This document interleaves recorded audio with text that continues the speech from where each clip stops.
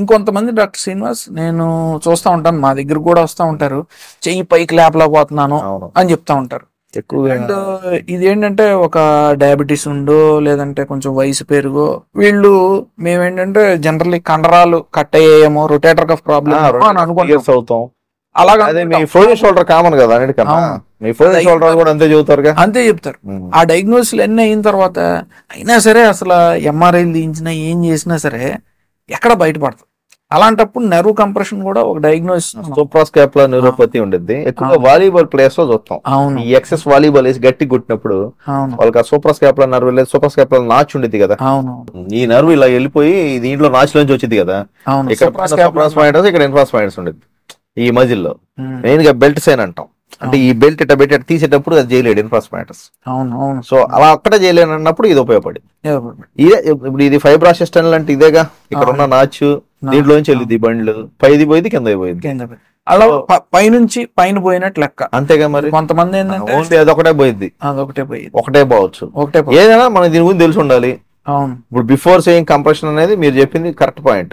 First rotator cuff చుట్టూతా correct గా ఉందా లేదా అంటే అదే most common problems first rule out చేస్తాం. దీని కోడ్ గుర్తుందిగా నీకు, రొటేటర్ కఫ్ మజిల్స్ కోడ్ చెప్పు. మన చిన్నప్పుడు చదువుకున్నాం కదా, ఏంటంటే 4 మజిల్స్ ఉంటాయి కదా, సబ్స్కాపులరిస్, ఏంది కోడ్? కోడ్ 4 మజిల్స్ ఉంటాయి కదా, సూప్రాస్పైనటస్, ఇన్ఫ్రాస్పైనటస్, టీరిస్ మైనర్, సిట్ అంతే. లేడీ బిట్వీన్ టూ మేజర్స్ మధ్యలో ఉండేది గ్రూవ్ లో కదా, ఇటీరియస్ మేజర్, ఇటైపెక్టైస్ మేజర్. అప్పుడు కోడ్స్ ఉండే కదా అది. సో అవి గుర్తొచ్చినాయి ఇప్పుడు నీతో మాట్లాడుతుంటే.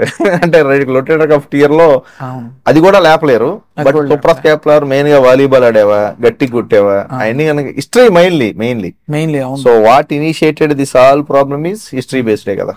ఎందుకంటే ఈ మధ్యకాలంలో నేను ఒక మన ఫ్రెండే ఓ డాక్టర్ గారు వాళ్ళ అబ్బాయికి కూడా చూశాను, వాడు బాస్కెట్ బాల్ ప్లేయర్, వాడు కుర్రోడే, వాడికి ఏంటంటే ఎంఆర్ఐలు అన్ని చేశారు, బట్ ఏంటంటే అసలు నెర్వ్ కంప్రెషన్.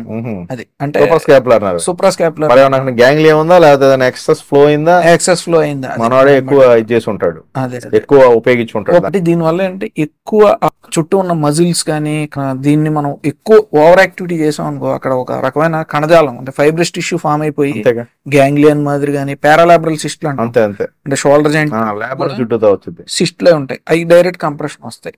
కాకపోతే ఆ కండిషన్ మనం కనిపెట్టామంటే వాళ్ళని ఒక ఫోకస్డ్ ఫిజియోథెరపీలో ప్రోటోకాల్లో పెట్టి, లేదంటే అవసరమైతే చిన్న కెమెరా ద్వారా ఆ నర్వ్ కంప్రెషన్ తీస్తే రిజల్ట్స్ బాగుంటాయి.